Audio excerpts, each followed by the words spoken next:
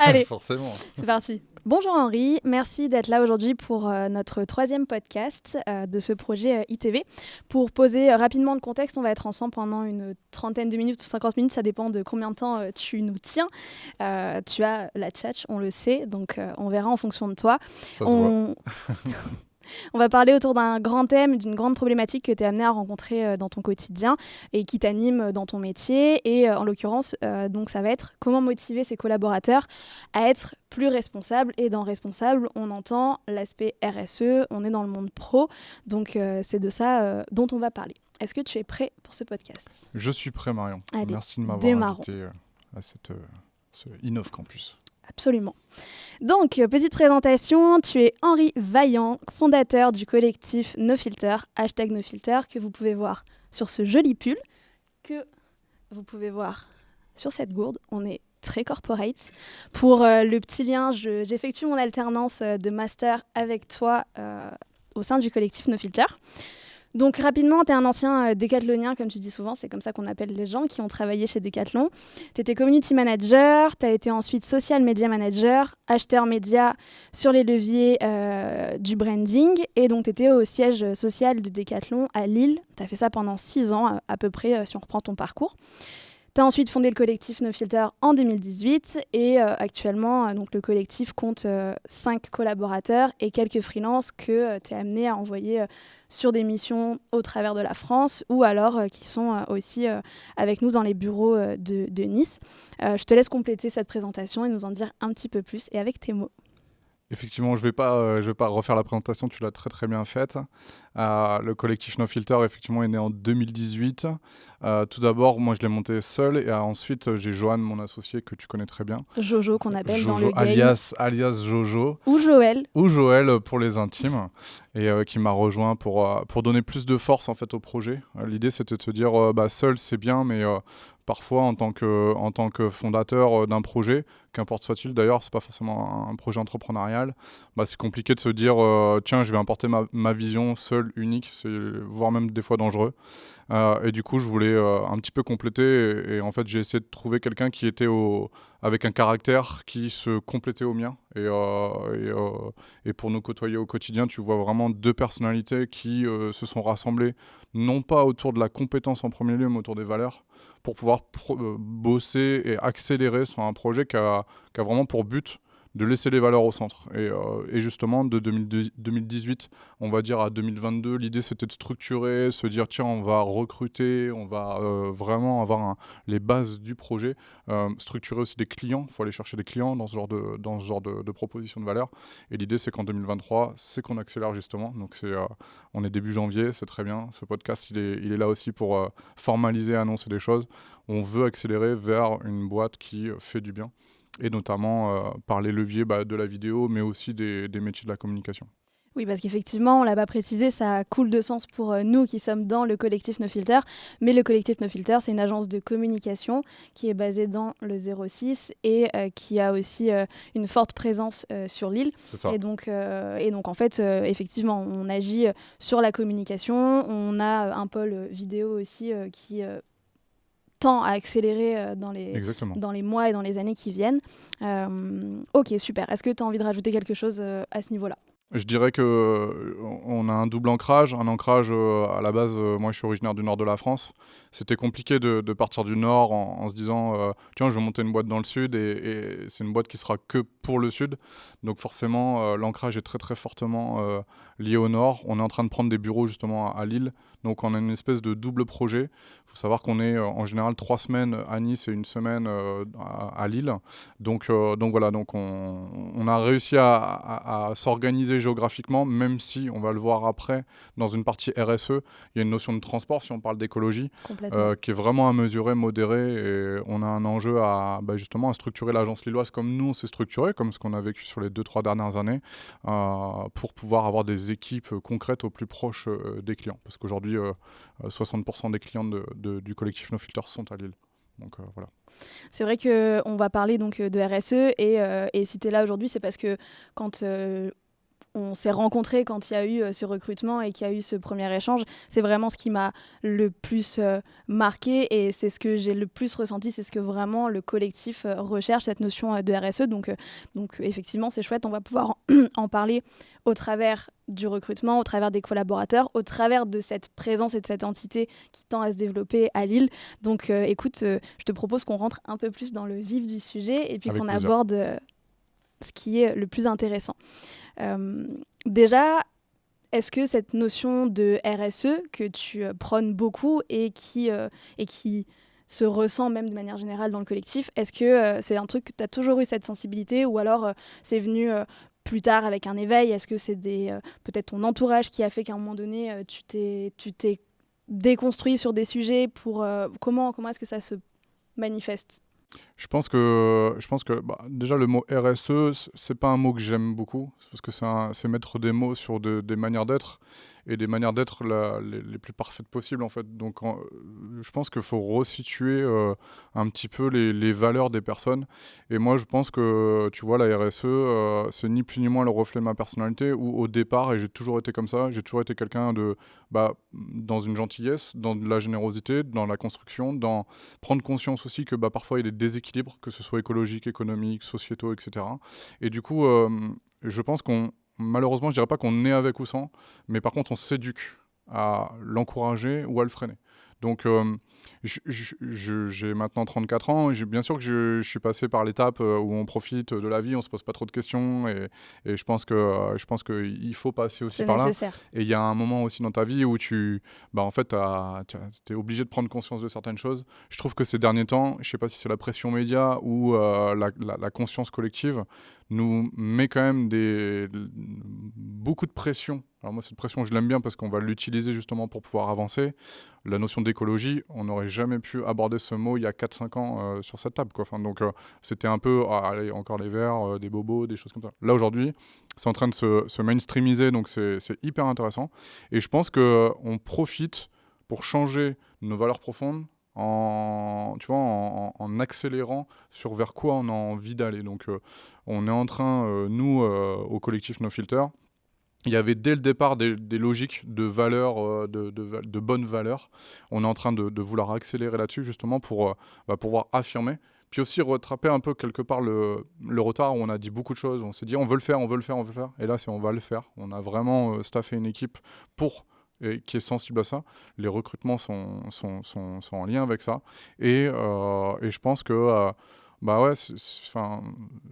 je pense qu'on a ça en nous, et c'est à nous de prendre juste conscience en regardant. C'est assez simple, il faut juste regarder autour de nous ce qui va pas. Et ce qui va pas, c'est assez simple. Il n'y a pas besoin de. Je pense que si on fait un tour de table, tout le monde ici, qu'est-ce qui va pas dans le monde? C'est assez spontané ce qui revient. Bien sûr, par contre, on est touché par des causes qui ont été forgées dans notre éducation. Moi, j'ai une éducation où j'ai eu la chance d'avoir un père et des parents, hein, globalement, mais qui a pris conscience que des fois, il y avait des déséquilibres dans le management, dans des milieux industriels où c'était vraiment compliqué, etc. J'ai eu cette éducation. Donc forcément, je suis induit, mais pour aller faire du bien. Donc maintenant, à moi de prendre le relais, de prendre ces énergies-là. Je parle de mes parents, je parle aussi de mes amis, de mes rencontres, de ma vie, pour aussi aller batailler ce qui ne va pas. Et il y a plein de sujets qui vont pas bien, et nous, agence de communication, on a de l'influence, on crée de l'influence, ne serait-ce que par exemple par nos créations vidéo, on peut observer qu'on provoque et on est responsable de certaines vues dans notre client. J'ai pas le chiffre exact aujourd'hui, on est en train de le bosser en ce moment à l'agence, mais on crée du contenu qui va faire peut-être quelques millions de vues. C'est à nous de prendre conscience, de bien se mobiliser avec deux choses: de façon active à choisir des clients qui ont envie de s'engager, et de façon passive à accompagner et faire bouger des clients qui ne sont pas encore engagés. C'est assez simple au final. Maintenant, il faut mettre les actions, ça prend du temps, et ce temps-là, justement, c'est sur ce qu'on doit capitaliser pour les prochaines années. C'est intéressant parce que tu nous donnes déjà des pistes sur la suite de la discussion qu'on va avoir. Exactement, tu orientes. Ça m'arrange. Exactement, c'est le but. De toute façon, on s'est un peu briefé avant, donc on sait où on va aller dans ce podcast. Il n'y a pas trop de surprises, même si on laisse beaucoup de place à la spontanéité des réponses et surtout à la transparence. C'est surtout que je lis tes notes aussi. Hein. Je C'est ça. regarde. En fait, je suis en Depuis tout prompteur. à l'heure, Voilà. exactement. Et du coup, il faut dire à la Voilà, 34e vraiment écrit minute. HV, présentateur, présentatrice. Voilà. J'aime bien l'image que tu donnes de cette notion d'RSE qui finalement est aussi quelque chose de très qui devrait être normal, qui devrait juste être un constat de ce qu'on a autour de nous, de la société. Aujourd'hui, quand on parle de cette notion, on pense notamment au fait d'agir plus durablement, on pense aux conditions de travail des salariés, au management même des équipes. En fonction des domaines d'activité, on peut parler aussi de pollution, d'impact environnemental. Toi, comment est-ce que, tu nous as déjà donné quelques éléments de réponse, mais comment ça résonne en toi? Quels sont pour toi aujourd'hui les éléments les plus importants à prendre en compte dans la RSE? Ça peut être très orienté agence de communication, c'est pas forcément un constat global, mais comment ça s'applique dans ton quotidien finalement de patron et quelle vision tu as de ça? C'est quoi pour toi les fondamentaux de la RSE qui devraient vraiment être sur lesquels on devrait vraiment agir? Avant de répondre à cette question, je pense que déjà, premièrement, c'est important de déstresser dans un stress cette notion de RSE. Je vais te prendre l'exemple. Moi, je suis un passionné de voitures anciennes. Je pollue. Je suis un gros pollueur dans le sens où j'ai des voitures qui sont de 1967, qui sont complètement hors du temps par rapport à aujourd'hui. Ces voitures ne roulent pas beaucoup pour autant, mais on a le droit d'avoir des passions et des activités qui ne sont pas, si on prend l'exemple de l'écologie, qui sont adéquates au niveau du postulat écologique aujourd'hui. Mais pour autant, moi, j'aime bien me dire, tiens, je dépense des points comme ça, il faut absolument que je trouve des énergies, des actions pour rattraper, entre guillemets, mes conneries. Pour contrebalancer. Voilà, exactement. J'aime bien cette notion, c'est un peu, quelque part, pas un amusement, parce qu'il y a quand même un stress.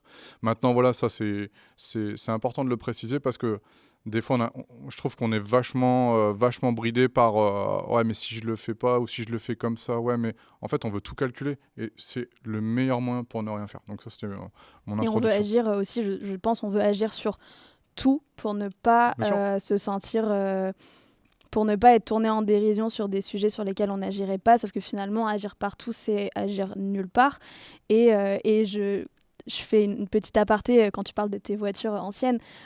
Donc on a assisté tous les deux à la fresque du climat qui était tenue et organisée et animée par Sébastien Heuscher qui est fondateur de l'association Stand Up for the Planet, mais qui a aussi un très gros rôle au sein de Decathlon. Ouais. Arrête-moi si je dis des bêtises. C'est comme ça qu'on s'est rencontrés, du coup, forcément. Et qui nous disait cette phrase très juste au niveau des voitures, que finalement, entre garder une voiture pendant des dizaines d'années, une voiture ancienne qui certes n'est plus aux normes actuelles de pollution, et acheter une nouvelle voiture tous les 3-4 ans qui peut être électrique, qui peut être hybride, finalement, la balance penche quand même vers les voitures anciennes et qu'effectivement, pour l'instant, le constat, c'est qu'il faut garder les choses dans la durée, surtout, plutôt que de vouloir renouveler sans cesse avec des objets qui sont ultra technologiques et qui sont censés moins polluer, parce que toute la partie chaîne de production, en fait, c'est ça qui va beaucoup polluer. Bien sûr. C'était une petite aparté, mais je pense que c'était important juste de situer ça, parce que voilà, on pointe du doigt peut-être les gens comme toi qui collectionnent des voitures anciennes, qui roulent en crachant de la fumée noire, mais finalement... Non, elle n'est pas si noire que ça. Exactement. Elle n'est pas si noire que ça, mais après, à côté, voilà, tout ça pour dire qu'il y a un ensemble d'actions qui ne marquent pas des points, mais qui en prennent plutôt, et du coup, c'est pas très grave tant qu'on en prend conscience et que derrière, on remet d'autres actions pour éviter que ce soit que dans un sens. Et je pense qu'après, quand tu représentes une entreprise, aujourd'hui, on a la chance d'être une petite entreprise, donc on oriente vraiment le projet avec l'équipe. On a vraiment un management qui est le plus horizontal possible pour justement s'aligner sur qu'est-ce qu'on peut faire ensemble et pas ce que nous, patrons, on va faire et imposer. Ça, j'y crois tellement pas du tout. Je pense que c'est vraiment des choses qui viennent de nos anciens. On n'imposera plus rien à qui que ce soit aujourd'hui. Par contre, à nous de sensibiliser à des choses et forcément, sur la cause écologique, alors attention, la RSE, faut pas faire de confusion, ce n'est pas que l'écologie, mais ne serait-ce que sur l'aspect sociétal, rien que ça, il y a un immense Eldorado à avoir, à respecter ses salariés, à rééquilibrer la balance patron et salarié, qu'on divise quelque part parce que d'un côté, c'est un peu historique, tu as un peu les capitalistes qui sont méchants, etc. Et cette croyance-là, on veut la tuer en deux. Mais ça nécessite aussi des concessions et des vrais engagements. Ça passe par les salaires, ça passe par les avantages, ça passe par la considération, la responsabilité. Enfin, c'est immense tout ce qu'il y a à travailler là-dedans. Et déjà, moi, la première chose que je veux mettre en place chez NoFilter, c'est ça. C'est de se dire déjà, tous les salariés de NoFilter aujourd'hui connaissent nos salaires, connaissent nos logiques, etc. Là-dessus, il y a énormément de transparence. Tout du moins, on le manage au quotidien. Et derrière, moi, ça me semble important qu'on emmène en fait toute l'équipe dans une logique déjà d'écoute et de compréhension. On peut orienter les choses parce qu'on a une boîte en croissance, c'est-à-dire qu'on recrute. Donc on peut orienter aussi notre recrutement avec des personnes qui vont, qu'on va sentir engagées, qui vont faire bouger les choses. C'est un peu un des motifs de notre recrutement. En général, on essaye de faire rentrer des personnes dans nos filtres, on essaye de les aimanter. Moi, officiellement, c'est ma vraie compétence, c'est de démenter des bonnes personnes pour les rallier un peu à ma cause, parce que moi, tout seul, je ne pourrais pas y arriver. Donc j'utilise l'interface d'une entreprise, qui est ni plus ni moins une organisation administrative, fiscale, etc. Tout ce qu'il y a de plus normal et basique. Exactement. De faire un espèce de crew qui chaque personne ne va pas forcément faire la même chose, mais chaque personne va s'investir d'une cause. Et c'est pour ça que, typiquement, toi, tu as été recruté pour une logique, une écologique. C'est un mot assez... Absolument. C'est un mot logique. Sabrina, qui est juste derrière, va traiter d'autres causes. Johan va s'investir sur d'autres causes, etc., etc. Donc, je ne vais pas citer tout le monde, mais en tout cas, il y a des motivations à se dire comment on peut faire. Ça passe par le recrutement et ensuite par la responsabilité. À nous, après, d'aller mettre en face des clients qui veulent faire bouger des choses, des clients qui veulent s'investir un petit peu. Une nouvelle fois, je le répète, faut pas attendre des entreprises qu'elles se transforment, surtout les entreprises qui ont plus de 10 ans aujourd'hui. Faut pas attendre qu'elles se transforment du jour au lendemain comme ça très facilement. C'est très compliqué. D'elles-mêmes, sans obligation, sans législation, sans impératif. Sans aucune connaissance sur le sujet en plus. Donc ça va un petit peu à l'image de... Pour nous, c'est limpide. Je vous considère dans la salle comme des jeunes et je vais me mettre dans votre team. Pour nous, c'est logique. Tout ce qu'on vit sur le digital, d'aller sur TikTok, pour nous, c'est facile. D'aller sur Internet, etc. etc. C'est la même chose, c'est une transformation digitale. Et là, on va vivre une transformation, qu'elle soit sociétale, économique ou écologique. Et du coup, faut emmener aussi les entreprises dans ce sujet. Et il y a un vrai intérêt à les accompagner, les encourager. Et nous, c'est ce qu'on va essayer de faire au travers de notre équipe et puis de nos clients. On doit les aider en fait. On a cette mission de les aider, de les sensibiliser. Ça passe des fois dans une réunion, ah ouais, je vais mettre en avant ça, mais pourquoi tu mets pas en avant aussi une petite offre écologique? Ah ouais, c'est vrai, attends, je vais regarder. Et bam, c'est des choses très simples du quotidien en fait. Et c'est des choses qu'on peut aussi tester, nous, en interne, pour ensuite pouvoir le proposer à des clients et développer, passer l'info et puis accompagner, se mettre un peu en mentor ou en guide de ce genre de choses-là qui ont été testées, qui ont été... Le mot mentor, il est très très bon. Le mentoring sert vraiment à inspirer des personnes. On doit être un laboratoire sans cesse en action et on doit utiliser nos clients pour convaincre même d'autres clients. Et en fait, tout le monde va se connecter plus ou moins avec des bonnes actions à droite ou à gauche. Et je pense que voilà, l'enjeu, c'est vraiment d'aider nos clients à mettre de la RSE dans leur valeur ajoutée. Il ne faut surtout pas que ça se limite à on va faire le tri au bureau ou on a mis en place un CSE externalisé pour te faire bénéficier d'offres et de bons plans. C'est pas ça, c'est pas suffisant. Il faut vraiment se connecter à la valeur ajoutée. Nous, notre valeur ajoutée, c'est d'accompagner des clients à communiquer. Il faut qu'on puisse les aider à déjà mettre des actions en place et surtout de communiquer ces actions. Parce qu'il y a plein de boîtes qui font des superbes actions, on en a dans nos clients et qui le disent très souvent, ils disent mais nous on fait de la RSE depuis les premières heures du projet de l'entreprise, mais par contre c'est vrai qu'on ne le communique pas. Et donc voilà, faut pas non plus pour autant que ce soit un levier pour convaincre des nouveaux clients, faut pas que la logique mercantile, faut pas non plus qu'elle soit trop abondante, mais par contre c'est quand même intéressant de l'utiliser pour aimanter des personnes. On ne l'a pas trop fait, nous, dans le collectif NoFilter, parce que notre communication est désastreuse. Mais, elle est en cours. Elle va bientôt voir le jour. Elle est en train de naître. Il y a des basiques qui sont passées, mais elles sont beaucoup sur les personnalités qui forment aussi la communication. Mais c'est vrai qu'on a aimanté assez naturellement par nos caractères. Et en fait, on a attiré par nos valeurs. On nous a recommandé, on nous a dit « Ah ouais, tiens, tu devrais voir avec telle ou telle personne. » Complètement, c'est ce qui s'est passé dans mon cas, c'est ce qui... Alors, pas totalement dans le cadre de Sabrina qui a démarché d'elle-même, en tout cas, il y a eu quand même une connexion qui s'est faite. Il y a quand même une recommandation. Il y a quand même une recommandation côté Sabrina aussi. Donc c'est vrai que la recommandation, elle te témoigne. C'est un peu comme les avis. Quand vous allez au restaurant, etc., vous allez regarder un peu les avis, c'est la même chose. Et pour moi, c'est un bon indicateur. C'est que si on aimante des bonnes personnes, des bonnes personnalités qui ont envie de faire bouger les choses, pour moi, j'ai gagné mon pari à 50%. Maintenant, il faut que je fasse la même chose avec les clients et le tout avec un mot que tu as utilisé au départ, de façon durable. C'est parfait, non? J'ai presque envie de dire le podcast est fini. Ouais. Merci. Donc finalement, tu réponds à la question que j'allais te poser. Mais donc si je synthétise, pour toi, c'est pas viable aujourd'hui que l'éveil RSE, on va employer ce mot, même si effectivement c'est pas peut-être le plus adapté, mais c'est celui qui englobe le plus tous les sujets dont on parle. C'est pas viable aujourd'hui que ce soit uniquement un éveil qui vienne des dirigeants, et pour toi c'est quelque chose qui se construit avec les équipes. Ça doit être induit dès le recrutement potentiellement, ou même des fois ça doit être initié par des collaborateurs. Est-ce que tu es en phase avec ça? En fait, la RSE, elle doit annuler les couches hiérarchiques et les couches de qui et quoi dans l'entreprise. En fait, on s'en fout, quoi. C'est-à-dire que de la patronne ou du patron de boîte ou de la personne qui vient d'arriver en stage, nous, je sais que j'aime bien mettre les personnes sur la même échelle, c'est la personnalité. Et en fait, on doit annuler tout ça.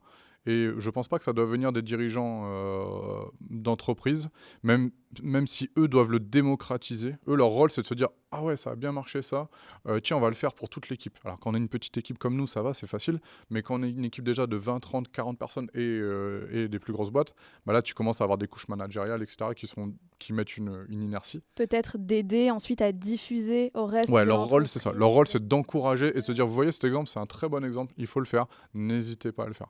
Ça, pour moi, c'est leur responsabilité. Après, ils peuvent avoir un projet de lead sur le sujet, mais il ne faut pas confondre la responsabilité et la responsabilité de l'entreprise. C'est-à-dire qu'on peut très bien avoir une responsabilité. Par exemple, nous, quand on fait des dons à des associations, c'est ma responsabilité, moi, en tant que personne, en tant que valeur. Bien sûr que je suis le plus proche de l'entreprise pour maîtriser les comptes bancaires et me dire, tiens, je vais faire un don, c'est facile, je le fais sans inertie, je ne réfléchis pas. De toute façon, on aide souvent les mêmes associations parce qu'on veut construire avec elles dans le temps. Le mot durable, une nouvelle fois, moi, je l'aime beaucoup ce mot-là, parce qu'il résume vraiment toute la démarche de la RSE. C'est comment on peut rendre les choses durables en les respectant, juste aussi basique soit-il. Et du coup, c'est vrai que derrière, je le fais parce que j'ai la main sur le compte, c'est facile, je fais un virement, terminé. Ça s'arrête là. Ça a pris 1 minute 30.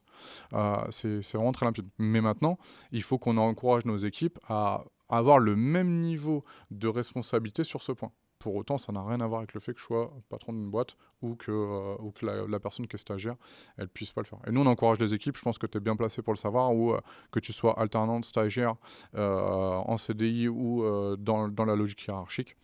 De toute façon, les bonnes initiatives, on doit les encourager. Ça, c'est peut-être notre rôle, effectivement, à dire, allez, on le fait. On a essayé de le faire, allez, on l'encourage. Ah, ça n'a pas marché, c'est pas grave, on le bataille. Il faut être courageux dans ce genre de démarche. On n'est pas dans une zone de confort, on n'est pas dans une autoroute. On est vraiment dans quelque chose où on est dans des nouvelles manières d'entreprendre. Moi, quand je discute avec d'autres patrons qui me disent « Bah oui, mais les employés, les salariés, etc. », ils divisent vraiment le monde des patrons et des salariés et des employés. Je ne suis pas convaincu, si on veut rendre les choses durables, que ça aura un beau futur. C'est comme quand tu as des amis ou un copain, une copine, etc. Tu es obligé de t'aligner, tu es obligé il n'y a pas un qui prend le lead sur l'autre, etc. Enfin, c'est pas très bon, c'est pas très sain. Même si tu regardes dans l'histoire, ça a été malsain quand on a donné trop de pouvoir à des gens. Donc voilà, c'est un peu le même schéma. Et moi, je sais que j'axe beaucoup là-dessus. Si l'équipe se sent bien à pouvoir mettre en place des actions sans frein, sans hésiter, en fait, leur plein potentiel va vraiment s'appliquer. Et là, on aura l'explosion des personnalités qu'on a recrutées. Complètement. Et quand tu parles de recrutement, c'est vrai que ce mot-là, durable, je trouve qu'il est aussi très fort et très parlant dans les recrutements que tu fais, parce que tu recrutes de manière durable, tu recrutes pour que les gens fassent un bout de chemin assez long avec vous, en tout cas le plus longtemps possible, autant de temps qu'ils souhaitent avancer. Et effectivement, peu importe, je suis bien placée pour en témoigner, peu importe le statut avec lequel tu rentres dans l'entreprise, tu sais que c'est pour une relation durable, tu sais que c'est pour mettre en place des choses qui doivent être durables. Et en fait, c'est vraiment la durabilité et la transparence. Je pense que c'est quelque chose qui revient énormément et qui, moi, me frappe le plus. Je pense que oui, le collectif No Filter, c'est un collectif durable, transparent et qui a cette vraie volonté de se développer. Là, on sait janvier 2023, c'est un moment important pour le collectif. On a beaucoup parlé en réunion, donc en interne, de tout ce qui devait être mis en place et de cette volonté. Et en fait, ça va exploser dans le futur. Et je me plais à croire que c'est quelque chose qui va exploser aussi pour les autres entreprises et que la RSE, que ce soit la partie écologique, sociétale, va devenir presque sexy. J'ai l'impression que l'écologie devient un peu sexy de plus en plus, que le fait de faire du bien autour de soi, ça devient quelque chose de sexy, de dire qu'on défend des causes. Et si ça peut être à un niveau plus large que un niveau personnel et que ça peut vraiment se diffuser aux entreprises, je pense que ce serait la plus belle des récompenses, que ce soit qu'on assume et qu'on soit fier d'être des entreprises durables et transparentes. Mais dans l'histoire, en fait, on a l'aspect économique à créer des métiers, l'aspect sociétal à créer des métiers, je pense notamment au métier des ressources humaines, etc., qui des fois peinent à convaincre et sensibiliser en interne. C'est très complexe, le métier de RH en entreprise, parce que ça s'oppose à des logiques de profitabilité économique pure, etc. Et forcément, la logique écologique qui arrive ensuite, qui arrive enfin, qui arrive heureusement, c'est pareil, elle va créer aussi des métiers. Il faut s'attendre à ce qu'il y ait des écologies leaders ou des nouveaux métiers qui vont... Des responsables de développement durable, pour rester français. Tout ça va arriver, forcément. C'est plutôt bon signe. Ça va recruter aussi des personnes qui sont sensibles à ça. Tu es obligé d'avoir une sensibilité là-dessus. Même si les gens qui ne sont pas sensibles peuvent le devenir. Je vais te prendre l'exemple du changement d'alimentation. Je dirais pas que c'est simple de changer d'alimentation, mais de faire des efforts et de manière un petit peu ludique, en fait, ça te crée peu à peu une logique d'engagement et après tu deviens engagé. C'est assez simple, mais il faut en avoir envie. Et une logique d'habitude, je pense qu'il y a aussi beaucoup de choses qui sont faites par habitude. C'est comme quand tu arrêtes la clope, c'est pareil, c'est la même chose. Il faut pouvoir, créer ce rituel qui revient le plus quotidiennement possible et puis à la fin ça devient logique. Il faut toujours se projeter à se dire, en fait, si on avait été comme ça, si on avait été par exemple dans un monde où la voiture n'aurait pas existé, on aurait une somme de nature autour de nous et qu'on n'avait pas les moyens de chasser des animaux par exemple, comment on serait ? En fait, on aurait conditionné un monde qui aurait été un peu d'une autre manière. Mais ça veut bien dire que là, les choses sont complètement orientées. Mais pour autant, on peut les déconstruire pas facilement. Je ne dirais pas ça. Je ne serais pas humble à dire que c'est facile. Mais par contre, on pourrait très bien s'adapter peu à peu et créer de nouvelles choses. On va arriver sur la dernière question pour clôturer le podcast. C'est une question qui va être un peu longue et j'espère que tu nous donneras une réponse longue aussi, comme tu sais le faire. Oui, tu parles beaucoup, Je Henri, parle beaucoup. Tu parles énormément. On a parlé de beaucoup de choses, on a parlé d'agir sur les clients, on a parlé d'agir en interne, on a parlé de faire une balance entre l'impact, en utilisant des mots forts, l'impact négatif qu'on a versus l'impact positif. Si tu avais le conseil à donner aux entreprises qui aimeraient amener des pratiques un peu plus RSE au sein de leur boîte. Ça peut être un conseil, plusieurs conseils. Mais pour toi, est-ce qu'il faut viser en premier des actions en interne, sensibiliser tout le monde, veiller à être plus durable, veiller notamment dans la manière de se déplacer. Donc tu parlais du fait qu'en ayant un pôle et une forte présence à Lille, nous, c'est aussi le point sur lequel il faut qu'on soit vigilant. Le transport, complètement. Complètement. C'est le point numéro 1 chez NoFilter. Donc pour toi, ce serait d'abord des actions à mener en interne. Est-ce qu'au contraire, quand on a des clients qui ont peut-être une visibilité plus forte, c'est notre cas aujourd'hui, certains de nos clients ont une visibilité, un impact plus fort que le collectif NoFilter en lui-même, est-ce que ça passe par là, par d'abord impacter positivement nos clients pour que la masse fasse que ça se diffuse mieux? Est-ce que c'est en choisissant ses prestataires, ses freelances? Est-ce que c'est en faisant des dons aux associations, des dons d'argent, des dons de temps? Voilà, si tu arrives à nous donner une réponse un peu sur ces 5-6 questions que je viens de te poser en une pour clôturer ce podcast. J'ai 3 mots qui me viennent en tête. J'espère que ta réponse sera plus de 3 mots. Il faut que tu nous donnes plus de 3 mots. Donne-les et puis après... Ouais, je vais te donner. Non, mais la première chose que je vois, c'est en fait, il faut remettre un peu de générosité dans tout ce process. L'entreprise, c'est un truc où, quand tu prends un peu de recul dessus, tu te dis, mais des fois, il y a un stress autour de l'entreprise, c'est monumental, quoi. Il y a une pression de la rentabilité, une pression de s'en sortir, etc. Donc, il y a un truc un peu stressé. Sauf que je pense que quand tu es patron de boîte, tu dois justement mettre énormément de générosité et d'écoute auprès de tes équipes. Parce qu'en fait, les équipes, elles ont envie de mener des choses profondément. Et bizarrement, les équipes, ça vient en fait, elles ont des bonnes idées, etc. Et souvent, toi, patron ou patronne, tu freines le truc. Toi, ça t'intéresse pas. C'est pas ça qui va te faire gagner de l'argent, c'est pas ça qui va te faire rayonner, etc. Donc, tu freines le potentiel de tes équipes. Donc, déjà, je pense qu'il faut remettre de la générosité dans le potentiel de tes équipes. C'est-à-dire que quand je dis générosité, c'est juste de l'empathie, déjà, d'écouter. Ah ouais, toi, tu fais ça, mais pourquoi on fait pas ça ensemble? Pourquoi on t'aide pas, etc. Je pense que ça me paraît évident. Donc, moi, si j'ai un conseil à donner à des entrepreneurs ou des personnes qui ont déjà bien baroudé, surtout des personnes qui ont déjà bien baroudé, franchement, mettre de la générosité, si c'est pas déjà fait, ça fera jamais de mal à qui que ce soit. Et je pense qu'on peut vraiment transformer des choses assez énormes. La deuxième chose, c'est je pense qu'il faut apprendre à entreprendre dans notre propre écosystème. Entreprendre il y a 20 ans, c'est plus entreprendre aujourd'hui. Donc je pense qu'il ne faut pas avoir peur de faire bouger les choses, de réinventer des nouvelles choses qui font des bonnes choses, en fait, qui donnent des bonnes choses. C'est-à-dire quand tu es restaurateur, quand tu es, je sais pas moi, hôtelier, quand tu es une agence de com, quand tu es fabricant de quoi que ce soit, bah, en fait, tu dois réfléchir à dire comment je continue à tracer ma valeur, à vraiment exprimer ma valeur ajoutée, mais en prenant conscience il y a des enjeux à faire attention, que les personnes qui vont bosser sur le projet, elles se sentent bien, elles se sentent à leur place. Est-ce que si j'achète de la matière, comment je peux faire pour faire en sorte que ce soit une matière première la plus durable, la plus maîtrisée possible? Des fois, on n'a pas le choix. Effectivement, on va activer la puissance d'industrialisation de la Chine, qui est une référence aujourd'hui mondiale là-dessus. Des fois, on n'a pas le choix, mais parfois, on peut avoir le choix. Ne serait-ce que déjà rapatrier peut-être quelques éléments de production en Turquie, c'est une première étape, puis ensuite au Portugal, puis ensuite peut-être en France, en fonction bien sûr de... J'ai conscience que c'est pas du tout applicable à tous les business. Mais je pense qu'il faut pas avoir peur d'entreprendre. Alors c'est vachement hautain d'un gamin. Moi, je suis un gamin dans l'entrepreneuriat, j'ai 34 ans, je suis à 2 bilans à peine d'entreprise, etc. Mais je pense que ça, c'est des détails. Je pense que c'est là où il faut faire appel à nos valeurs profondes. Mais on doit entreprendre avec tout ça. Mais on doit entreprendre avec de la générosité. Tu vois, ces deux mots-là, ils se connectent vachement bien. Et puis, je pense que le troisième mot, c'est un peu orienter, provoquer, recruter.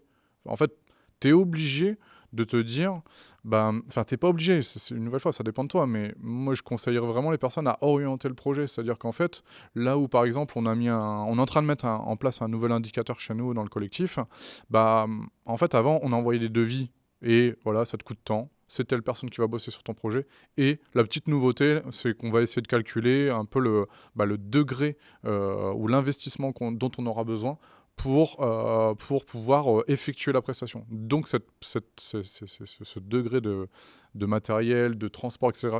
qu'on va utiliser, on va trouver un indicateur. Est-ce que c'est le CO2 qu'on utilise, qu'on pompe pour pouvoir prendre un train, un avion, une voiture? Est-ce que c'est l'électricité qu'on utilise, etc., etc. Enfin, tout ça, effectivement, on va essayer de le modéliser. Et on n'aura pas peur de dire à nos clients, attention, cette prestation-là qui coûte effectivement 423 €, elle est moins chère que celle à 828, mais regarde, tu consommes autant de choses et tu mobilises peut-être une main-d'œuvre, peut-être un peu moins en adéquation avec les valeurs que tu as envie d'entreprendre. Donc, c'est de conscientiser aussi un bah, peu et de remettre finalement de la transparence ouais, faut pas avoir peur. au même titre que l'achat d'un vêtement, je fais le comparatif, mais que l'achat d'un vêtement, c'est important de connaître sa provenance, de connaître son impact. Et ben, l'achat d'une prestation, ça peut être aussi important de connaître C'est son exactement impact, de connaître, de savoir comment les gens qui vont venir en l'occurrence là, dans le milieu de la com, comment les gens vont se déplacer jusqu'à l'événement à couvrir, à filmer, comment... en fait, c'est ça, c'est de conscientiser et de montrer tout ce qu'il y a derrière. C'est pas juste une prestation. Et je pense qu'il faut qu'on apprenne à mesurer concrètement les impacts de nos productions. Alors sur l'aspect vidéo, on se déplace quand même pas mal, on achète beaucoup de matériel, on renouvelle beaucoup de matériel, on tue des batteries, pareil pour des cartes mémoire, etc. etc. Donc il faut qu'on apprenne, même nous, à se former, à prendre conscience. Moi en ce moment, je fais énormément de veille sur comment on peut faire des vidéos et le moins polluer possible. Là, je suis sur l'aspect pollution, donc l'aspect écologique. Mais j'essaye vraiment de me dire comment on peut réussir à faire. Donc on va essayer de se rapprocher de labels existants. Et tu vois, c'est par ces choses-là, alors là je suis peut-être plus dans le deuxième conseil, c'est d'entreprendre au sein de son écosystème. Peut-être qu'on est plus dans cette étape-là, mais il en est que je suis sûr en essayant d'activer un petit peu ça, je vais aimanter des nouvelles personnes, je vais aimanter des nouvelles manières de faire, très facilement, puisque j'aurais décidé, effectivement, on aura mis un objectif, on aura mis des indicateurs qui vont nous permettre de mesurer. Et au total de tout ça, pour les entreprises, je pense qu'il faut arrêter juste de regarder le chiffre d'affaires, la rentabilité. Déjà, mettez un indicateur qui est le plaisir des équipes, ça fera jamais de mal. Et, in fine, les plaisirs des équipes, si les équipes se sentent bien, vont faire des belles choses au sein de l'entreprise. Ça va faire plein de bébés, tout ça. Ça va faire plein de choses. La personne qui se sent bien, elle va mieux travailler. La personne qui va mieux travailler, elle va peut-être se permettre, elle est tellement productive qu'elle va se permettre d'actionner l'entreprise, peut-être des actions Sur des sujets annexes qui ouais, ne sont pas de l'associatif, ouais. ou défendre des causes, etc., représenter une cause. Donc il y a plein de choses qui sont possibles en fait. Et sur l'aspect justement d'aimanter pour bâtir des projets, etc., faut juste pas tomber dans la facilité au total de ça. Faut juste pas vouloir cocher juste des cases. Faut que ce soit vraiment ressenti. C'est le cœur qui parle, hein, c'est pas la tête.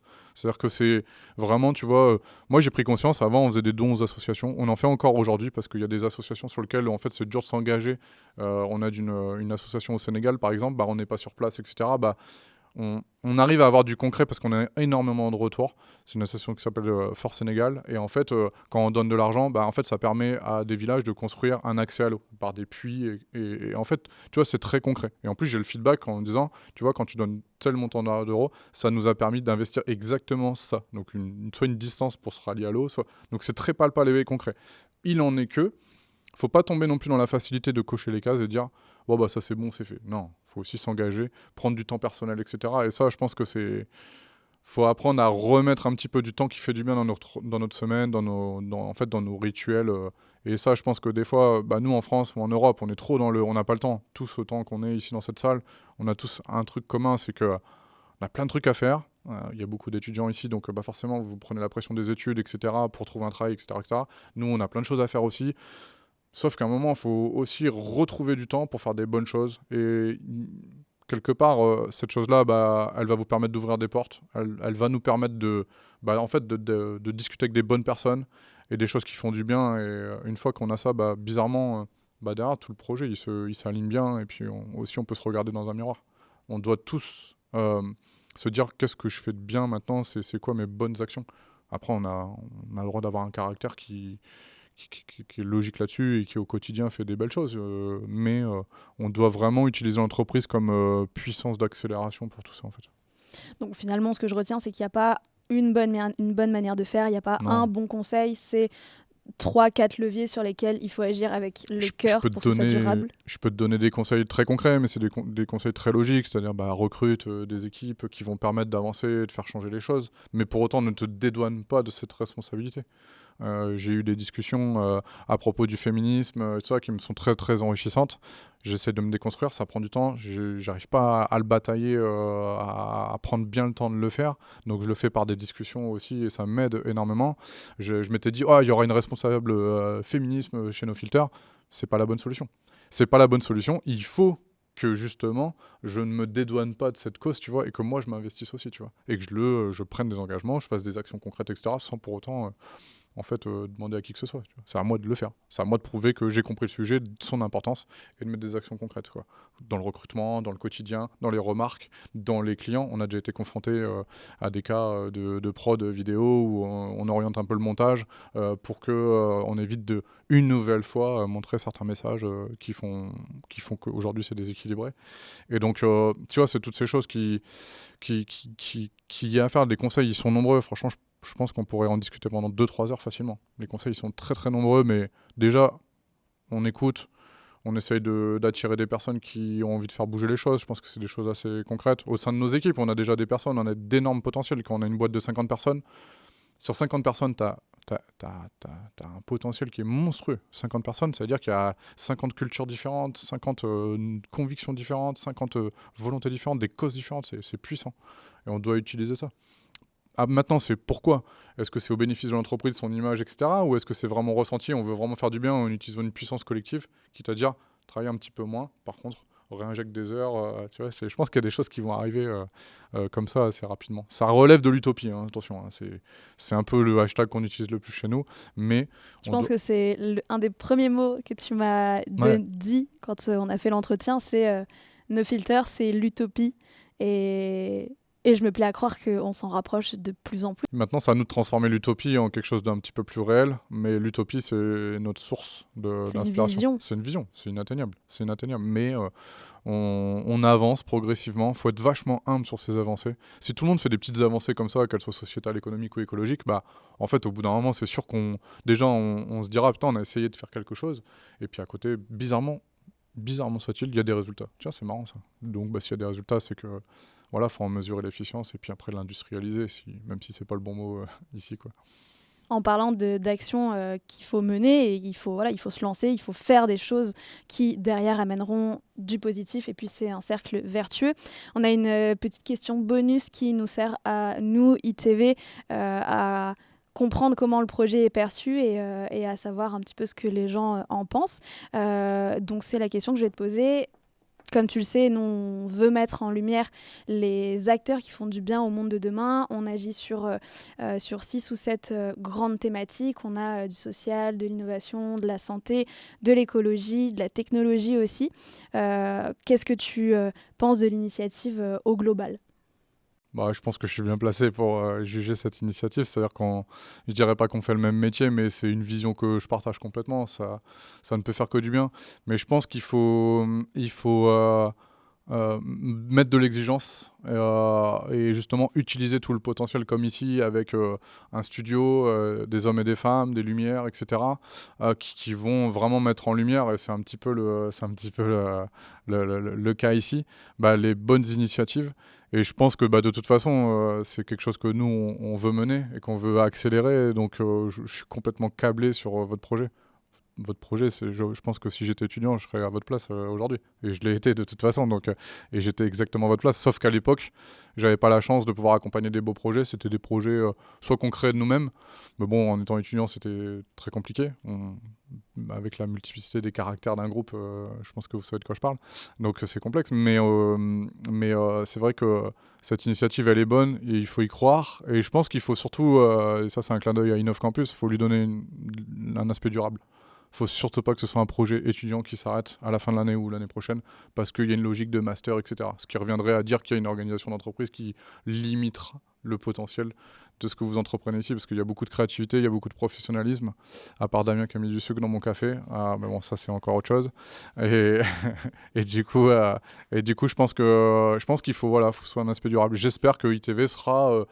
j'aimerais voir cette chaîne peut-être sur un aspect national, sur un aspect plus engagé. Et puis et après, que ça sorte du cadre d'un projet ouais. étudiant. Et c'est ce qu'on se souhaite tous et après, aujourd'hui ici. Et après, très sincèrement, c'est un message que j'adresse à tout le monde ici aujourd'hui, cadreur, monteuse, prise de son, etc. Franchement, croyez en ce que vous faites, surtout sur des initiatives comme ça. N'ayez pas peur de sortir du cadre et franchement... croyez en ces idées. Je me suis vraiment fait limiter dans ma carrière et franchement, j'ai fait une petite carrière assez intéressante avec des très belles boîtes, notamment une très belle boîte qui s'appelle Decathlon. Mais je me rends compte que le potentiel, il est immense en nous, vraiment immense. Et croyez en ce que vous faites. Et ça, ici, c'est le reflet de ce que vous devez faire, quoi. N'ayez pas peur de le faire à côté. Ça coûte rien, des micros comme ça, une light, etc. Et en plus, nous, on en a si vous voulez à l'agence. Mais vous êtes bien équipés déjà ici. Petite promotion pour le collectif voilà. No Filter. Collectif ça No fait Filter. toujours du bien. Collectif... Voilà. Attends, je te sors le catalogue. On va remontrer. Est-ce que tu as ta coque No Filter ? Oui. Voilà, on est corporate à fond. Et attendez, quand j'ai activé le mode travail sur mon iPhone, c'est un fond d'écran No Filter qui apparaît. Moi, j'ai un tatouage aussi. Attendez, ça, oui, et il y a un... Bon, ça ne saurait tarder. Voilà. Je te l'ai pas dit. Ah. Voilà. Si tu l'as avant Joanne, je pense que tu vas faire des... Oui. Tu vas créer de la jalousie. Non, laissons les choses dans l'ordre. D'abord Jojo et ensuite moi. Écoute, je sais pas si tu as quelque chose à rajouter sur notre podcast, s'il y a un dernier mot que tu veux passer ou si on se serre la main durablement. Non, je pense que c'est très cool là ce que vous faites et vraiment j'ai vraiment envie d'être j'ai une vraie attente en fait à voir qu'est-ce que va devenir ce projet parce que ce serait dommage de le laisser à l'étape un peu étudiant et voilà quoi, essayer de le rendre durable. Vraiment j'insiste parce que c'est quelque chose qui est super, surtout si ça met forcément en lumière des bonnes initiatives, pas que des bonnes personnes, il peut y avoir aussi parce qu'après c'est très égocentré et mettez en avant aussi des projets.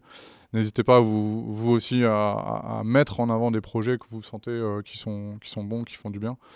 Mais à part dire ça, je pense que c'est important de finaliser ce petit podcast en se disant qu'on a tous une responsabilité. Cette responsabilité peut se construire peu à peu. Si je prends mon exemple, même si j'aime pas trop parler de moi, avant je mangeais beaucoup de viande, maintenant j'en mange quasi plus. 2023, c'est justement janvier, profitons aussi, c'est ce moment où on développe nos propres responsabilités, nos propres engagements. Donc amusez-vous à avoir vos propres engagements, ceux qui vous arrangent en premier lieu, puis après laissez-vous porter par les personnes autour de vous. Je suis obligé de vous dire, parce que vous êtes plus jeune que moi, que c'est important que vous soyez aussi engagé dans ces démarches et je pense essayer de créer des petits projets un peu sympas par la com, par la créativité, pour faire du bien en fait. Je pense que c'est un truc qui est important. En tout cas, nous, on partage ce sens, mais sans oublier de s'amuser. Ça, c'est hyper important. C'est ce que nous, on fait chez No Filter. On s'amuse énormément. On crée. On a de la compétence très concrète sur des principes de communication, notamment en vidéo, sur lesquels on veut vraiment accélérer, mais tout en accompagnant des projets qui font du bien, quoi. Donc, on peut très bien faire les cons et aussi avancer sur des bonnes coms, quoi. Voilà. Écoute, je pense que c'est une très belle conclusion et je te remercie encore pour ta présence. J'ai envie de te dire, on se voit demain au bureau à 8h. Ouais. Non, on se voit lundi au bureau à 8h. Écoute, un petit merci. montage à finir. Oui, j'ai eu les retours. Voilà. Je vais y aller tout de suite. Le truc qui défonce. Par contre, Marion, on peut se voir 5 minutes après parce que là, ça va pas du tout. Hein. Faut qu'on discute. Ça va pas du tout. Écoute, merci beaucoup Henri. Merci à toi. Je te propose qu'on quitte cette table et puis okay. on se revoit bientôt. Merci tout le monde, merci la régie, merci Marion, merci Innov Campus. Toi, merci à tous nos sponsors. Merci toi, merci moi. Merci Merci Henri. Merci Marion. Cordialement.